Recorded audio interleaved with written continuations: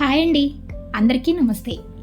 దేవతల సంపూర్ణ అనుగ్రహం కోసం మనం చేసే నిత్య దీపారాధన గురించి ఈరోజు తెలుసుకుందాం. దీపం త్రిమూర్తి స్వరూపం. దీపంలో 3 రంగులు కాంతులు ఉంటాయి.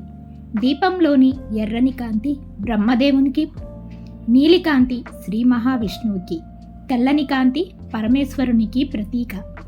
దీపారాధన చేయడం వల్ల త్రిమూర్తులను పూజించినట్లు అవుతుంది. అందుకే ఇంట్లో ప్రతిరోజు దీపారాధన చేస్తూ ఉంటాం.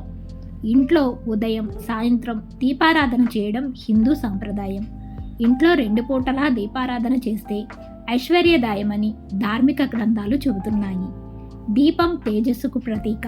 అందుకే మనం దీప ప్రజ్వలన అని కాకుండా దీపారాధన అంటున్నాం.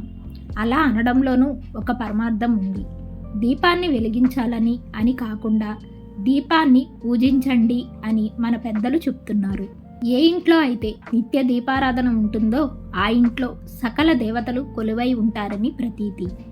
ఆ ఇంట శ్రీ మహాలక్ష్మి ప్రవేశిస్తుందని ఋగ్వేదం చెప్తోంది.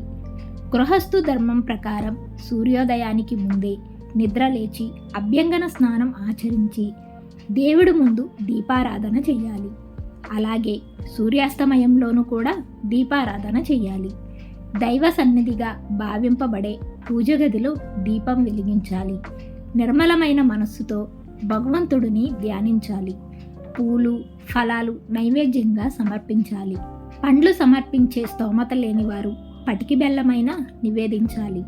నిత్య దీపారాధన చేసే వారి పట్ల దేవతలు ప్రసన్నంగా ఉంటారని ఆధ్యాత్మిక గ్రంథాలు చెబుతున్నాయి. కాబట్టి అందరూ ఇంట్లో నిత్య దీపారాధన తప్పకుండా చేస్తారు కదండి. ఫ్రెండ్స్, ఈ వీడియో కనుక మీకు నచ్చినట్లయితే తప్పకుండా లైక్ చేసి సబ్స్క్రైబ్ చేయండి. మరొక మంచి వీడియోతో మళ్ళీ కలుద్దాం. Thanks for watching.